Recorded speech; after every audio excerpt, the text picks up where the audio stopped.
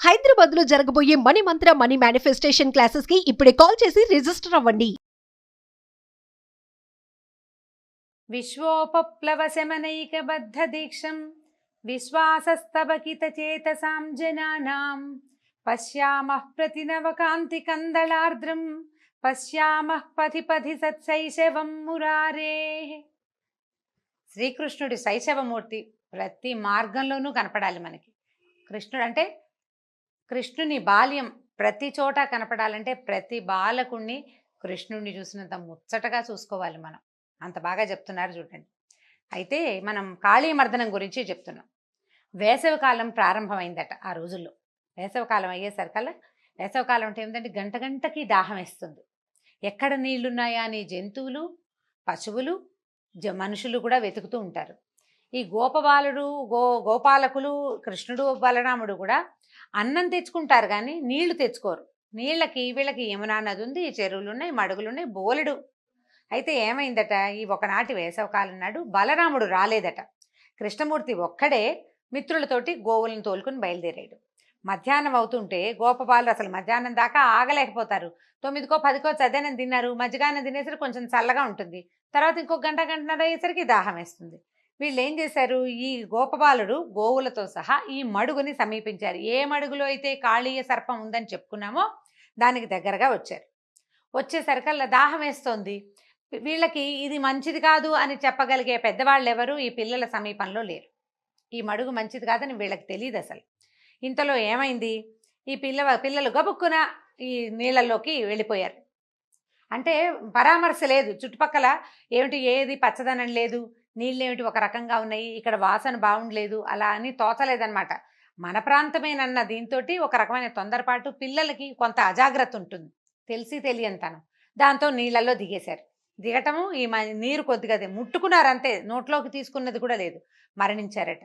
ఈ యోగేశ్వరేశ్వరుడైన కృష్ణుడు బాలురందరికీ రక్షణగా ఉన్నాడు. ఆయన ఏం చేశాడు, అమృతం వర్షించే తన చూపుతోటి పిల్లల్ని గోవుల్ని బతికించేశాడు. అంటే గొడ్లు కూడా దిగినాయి లోపలికి, కాస్త ఆవులు ఇవి కూడా దిగినాయి, బయటకు వచ్చేసారు. వాళ్ళు వెంటనే జీవించేసరికల్లా వాళ్ళు మొదట తాము మరణిస్తున్నా ఏదో అయిపోతాం తమకని తెలిసింది. క్షణాల్లో తాము మామూలుగా వేసేపడి ఒకళ్ళనొకళ్ళు ముట్టుకు చూసుకున్నారు, ఏమిట్రా మనకేం కాలేదు అని. అప్పుడు ఏమనుకున్నాడంటే కృష్ణుడు ఎలా భావించాడు, ఈ మడుగుని పానయోగ్యంగా చేయాలి, ఈ నీళ్ళని. ఇలాంటి మడుగు ఇట్లా గోవులు మనుషులు వచ్చే మధ్యలో ఇంత విషతుల్యమైన మడుగు ఎందుకు ఉండాలని భావించాడు ఆయన. ఏం చేశాడు, అటు ఇటు చూస్తే ఆ నీటి మీద వచ్చే ఈ వేడి విషపు గాలికి చెట్లన్నీ మాడిపోయినాయని చెప్పుకున్నాగా, ఏమీ పచ్చదనం లేదు. ఒక ఎత్తైన కడిమి చెట్టు మాత్రం పచ్చగా నిలిచి ఉందిట. ఒకే ఒక చెట్టు ఉంది అక్కడ. ఆ చెట్టు మీదట పూర్వం గరుత్మంతుడు ఆ చెట్టు మీద వాలేట.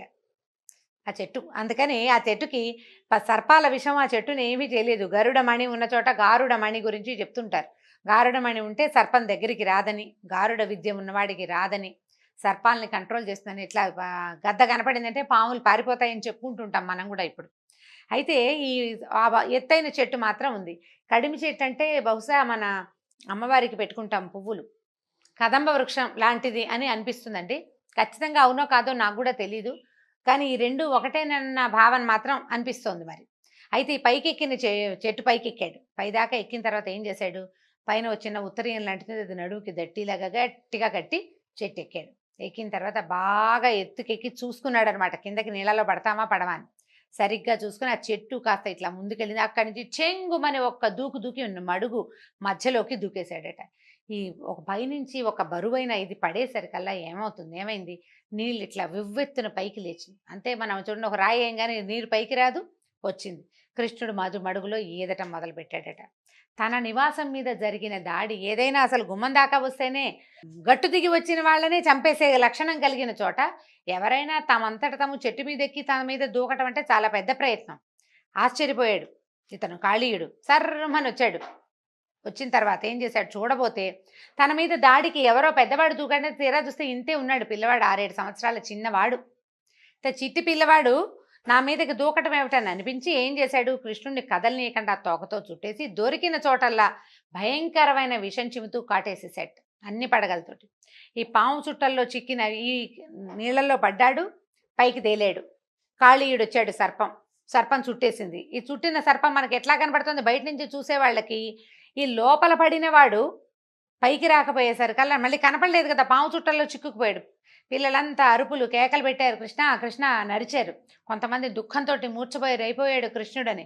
ఆవులు దూడలు పెద్ద పెద్ద అరుపులు మొదలుపెట్టినాయి. మోరలు పైకెత్తి అరుస్తాయి. భయంతో అరిచే అరుపు మామూలుగా ఆవు అంబా అంటుంది, పెద్దగా అరవదండి, పెద్ద శబ్దాలు చేయదు, అప్పుడప్పుడు అంటుంది, ఎంతసేపు అరవదు. అది భయంతో అరిచే అరుపు దూరంగా విన్నవాడికి తెలిసిపోతుంది భయపడుతున్నాయి అని. మొత్తం ఉన్న ఆవులు దూడలు అన్నీ మోరలెత్తి పెద్ద పెద్దగా అంబారవాలు చేసినాయట. చేసేసరికల్లా గోకులంలో ఉన్నట్టుండి తండ్రి తల్లులు అందరి తల్లులు తండ్రులు చాలామంది ఊళ్ళోనే ఉన్నారు కదా, ఏవో దుశ్శకునాలు కనిపించినాయట. ఈ బలరాముడు తోడు లేకుండా వెళ్ళిన కృష్ణుడు ఏదైనా ఆపదలో చిక్కుకున్నాడని అనుమానం వచ్చేసింది నందుడికి. వెంటనే కొంతమంది వాళ్ళని వెళ్ళి తీసుకుని ఆవులు వెళ్ళిన గుర్తుల్ని వెతుకుతూ, ఏ పక్కకి వెళ్ళాయి ఆవులు అని వెతుకుతూ వెళ్ళారట. వాటి కింద ఇప్పుడు వీళ్ళంతా కంగారు పడి కర్రలు కటార్లు తీసుకుని బయలుదేరేసరికల్లా ఆడవాళ్ళకి భయమేదు. ఆయన కంగారు పడుతున్నాడంటే ఏదో జరుగుతోందనమాట. ఊళ్ళో ఉన్న ఆడవాళ్ళు కూడా వీళ్ళు వెనకాల పరిగెత్తుకుంటూ వచ్చారట. అందరికీ ఆందోళన, భయము. బలరాముడికి ఏ భయం లేదు, ఆయనకి తెలుసు కృష్ణుడు ఏం చేస్తాడు, ఏం చేయగలడు, అసలు ఆయన ఎవరు అనేది స్పష్టంగా తెలిసినవాడు బలరాముడే. ఆయన నిశ్శబ్దం, ఏమీ మాట్లాడు. వాళ్ళంతా నడుస్తున్నారు, తను కూడా వచ్చాడనమాట. అయితే ఆందోళన చెందలేదు. ఎక్కడో ఈయన ఏదో చేస్తున్నాడు, ఏదో దుష్ట శిక్షణ జరుగుతోంది, అదే జరుగుతోంది, కంగారేం లేదనుకున్నాడు. పైకి ఏమి తేలకుండా బయలుదేరాడట. ఇతర బాలురి కాలి గుర్తుల మధ్య, గోవుల గిట్టల మధ్య పద్మము, అంకుశము, ధ్వజము చిహ్నాలు కలిగినటువంటి కృష్ణుడి పాదముద్రలు స్పష్టంగా కనపడ్డాయట. పాదాలు అంటే నేల మీద నడిస్తే పాదముద్రల్ని చూసి గుర్తుపట్టగలిగేంత అత్యద్భుతమైన చిహ్నాలు కలిగిన వాళ్ళు. పరతత్వ చిహ్నము భగవంతుడి పాదాల్లో ఉంటాయి. మనం వెంకటేశ్వర సుప్రభాతము ప్రపత్తి గనక వింటే మనకు తెలుస్తుందండి. పాదాల్లో రేఖామయ ధ్వజ సుధా కలశాతపత్ర వజ్రాంకుశాంబురుహ కల్పక శంఖ చక్రై అని చెప్తారు. ఎట్లా ఉంటాయంటే అమృత కలశం కూడా ఉంటుంది పాదంలో. ఆ పాదం నేల మీద పడితే ఆ గుర్తు అట్లా కనపడుతుందట. వీళ్ళు అట్లా గుర్తుపట్టారు శ్రీకృష్ణుని పాదాలు. ఇప్పుడు పోతన్న గారు ఇంత వివరంగా రాశారేమోనని అనిపిస్తుంది, కానీ వ్యాస భాగవతంలో కూడా ఇది ఉన్నదండి. వ్యాసుల వారు కూడా చిన్నవాడి 6 సంవత్సరాల పసివాడి పాదరేఖలు గుర్తుపట్టదగినంత అత్యద్భుతమైన పాదరేఖలు అని చెప్తున్నారు. అది చూసి వీళ్ళు తెలుసుకున్నారు కృష్ణుడు నడిచాడు ఇక్కడని. ఆ కాళీయుడు మడుగు దాకా వెళ్ళిపోయినాయి అడుగులు. సరే అక్కడికి పరిగెత్తుకుంటూ వెళ్ళారు. అక్కడికి వెళ్ళేసరికి తన శరీరంతో చుట్టేసి పడగలతో కప్పేసి కృష్ణుడిని ఎవరికీ కనపడివ్వకుండా చేసిన మహాసర్పం కాళీయుడు కనపడ్డాడు వీళ్ళకి ఆ మడుగులో. బిడ్డను రక్షిస్తాను, తల్లులు ఆగుతారా, అమ్మో నా పిల్లాడు ఇంకేముందని యశోదాదేవి పరిగెత్తిపోయింది. గోపస్త్రీలంతా పట్టుకున్నారు.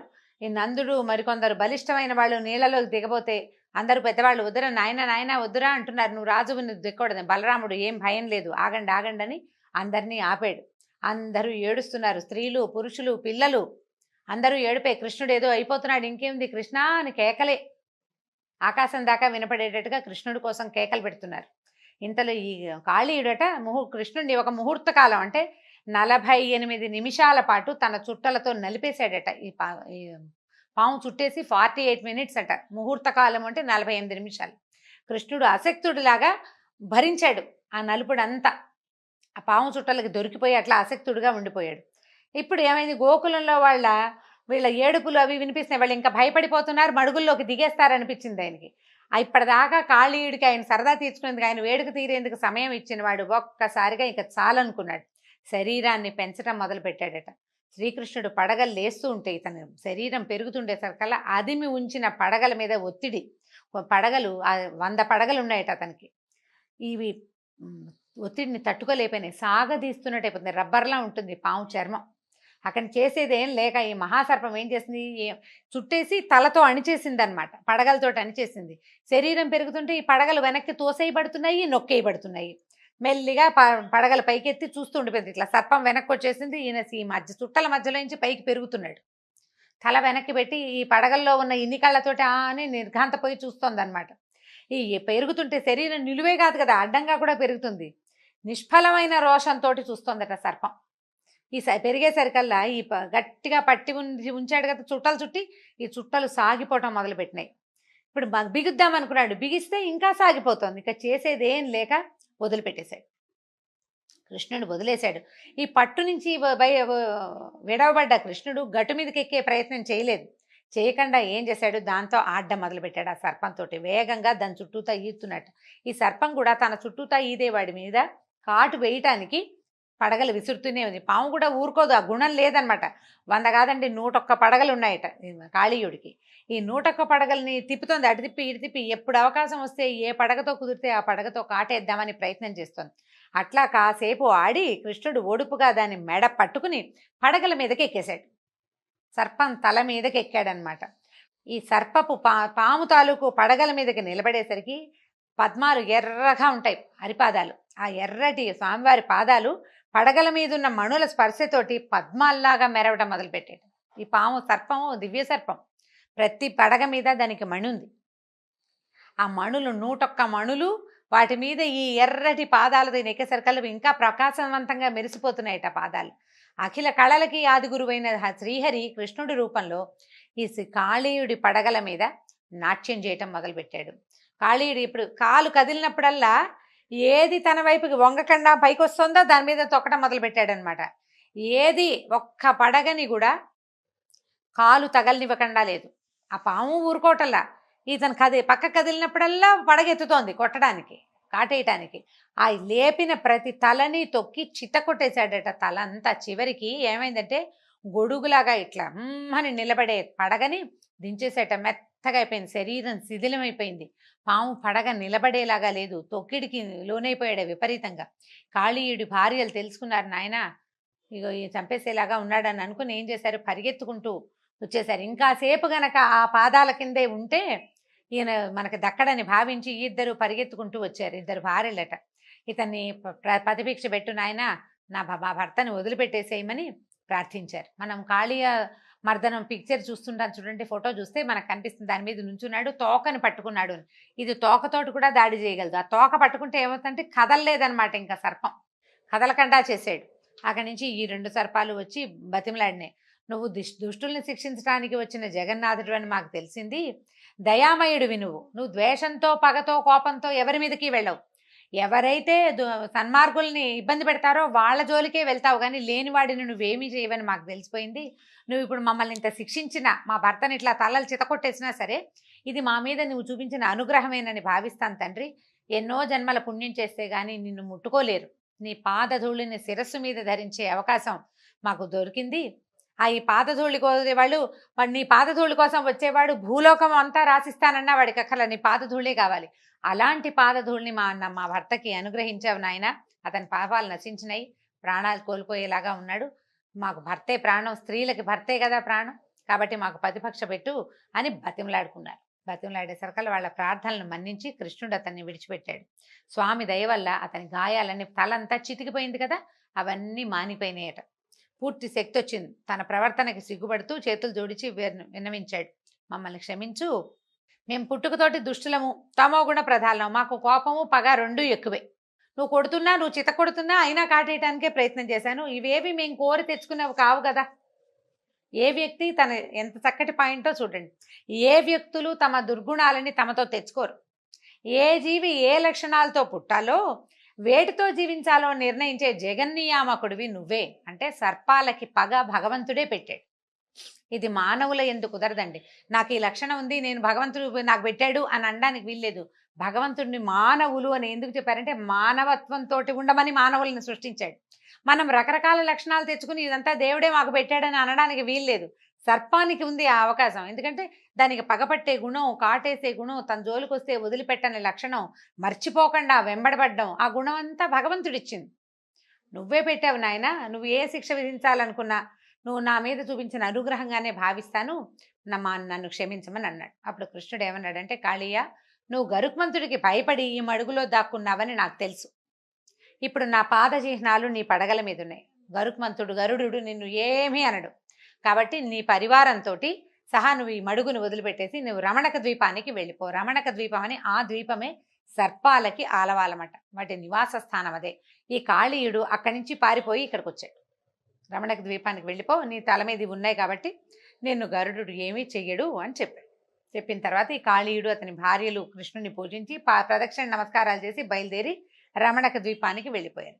శ్రీకృష్ణుని పాదస్పర్శ వల్ల అందులో ఉన్న విషం, మడుగులో ఉన్న విషం అంతా విరిగిపోయిందట అని శుకులు ఈ కాళీమర్దన వృత్తాంతాన్ని చెప్పారు. అయితే ఇప్పుడు ఈయన అడుగుతున్నాడు అన్నమాట పరీక్షిత్తు, ఋషులు సర్పాలకి నివాస స్థానం ఏది? రమణక ద్వీపం. కాళీయుడు అది వదిలిపెట్టి ఇక్కడికి ఎందుకు వచ్చాడు? పైగా గరుడుడికి భయపడి దాక్కున్నాడు. అప్పుడు గరుడు అంత కోపం వీడి మీద ఎందుకు ఆయనకి? మిగిలిన ఏ సర్పాలకి లేని భయం ఇతనికి ఎందుకుంది? ఏం అపచారం చేశాడు కాళీయుడు? ఈ మడుగులో దాక్కున్నంత మాత్రాన, ఇప్పుడు పోనీ ఎక్కడో దాక్కున్నాడంటే ఒక రకం, ఒక చెరువులో దాక్కుంటే గరుత్మంతుడు ఎందుకు వదిలిపెట్టాడు ఇతన్ని అని అడిగేసరికల్లా ఇప్పుడు చెప్తున్నాడు. ఎంతో చక్కగా చెప్పారనమాట. వినత, కద్రువ, కశ్యపుడి భార్యలు మనకు తెలిసిందే. వినత కుమారుడు గరుడు, అతన్ని వైనతేయుడు అంటారు. కద్రువ కుమారులన్నీ సర్పాలు, వాటన్ని కాద్రవేయులు అంటారు. అయితే ఈ రమణక ద్వీపంలో ఉన్న వీళ్ళకి ఏంటంటే సర్పాలని గరుడుడికి ఆహారంగా నిర్ణయించారు. అది జగద్విదితమే ఆ సంగతి. ఈ రమణక ద్వీపంలో ఉన్న సర్పాలని గరుడు స్వేచ్ఛగా భక్షించేవాడు.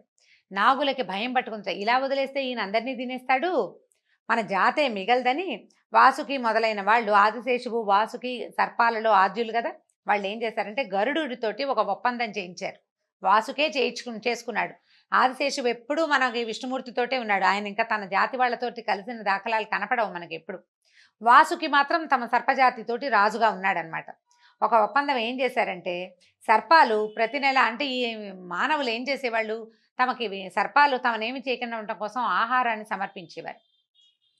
తమ వంతు ఆహారాన్ని ప్రతి నెల అమావాస్య నాడు ఎవరు ఏమీ తినకుండా ఒక చెట్టు కింద ఉంచుతాము, దాన్ని స్వీకరించి నువ్వు ఒక సర్పాలని మాత్రం వదిలిపెట్టేసి, ఇట్లా ఎంతసేపు ఎప్పుడు కనబడితే అప్పుడు చంపేయొద్దని బతిమలాడుకున్నారు. సరే, ఒప్పుకున్నారు. అయితే ప్రతి నెల అమావాస్య నాడు కదా ఆహారాన్ని సమర్పించేది. ఈ కాళీయుడికి కూడా ఆ ఛాన్స్, ఆ వంతు వచ్చిందనమాట. అయితే ఈ వంతు ఏంటంటే కాళీయుడు అసాధారణ విషశక్తి సంపన్నుడు. 101 పడగలున్నాయి. అతని విషశక్తి సామాన్యమైంది కాదట. అంటే ఇది ఒక ప్రత్యేకమైన సర్పం అనమాట. దాంతో అతను ఏంటంటే దూరంగా ఉన్న జీవులనేమో విషం చిమ్మి చంపగలడు, దగ్గరగా వచ్చిన వాళ్ళని కాటందుకుంటాడు. అతని విషం బారిన పడితే బతకడం అసాధ్యం ఏ ప్రాణి అయినా సరే. దాంతో విషగర్వంతో వెర్రవీగుతున్నటువంటి కాళీయుడు గరుడుని లెక్క చేయకుండా ఆయనకి ఇవ్వాల్సిన ఆహారాన్ని తనే భుజించేశాడు, తినేశాడు. ఒప్పందం ప్రకారం చేయాలి కదా. గర్వం ఏం చేస్తాడో చూద్దామనేసరికల్లా సరే, ఈ కాళీయుడు చేసిన పని గరుత్మంతుడికి తెలిసిపోయింది.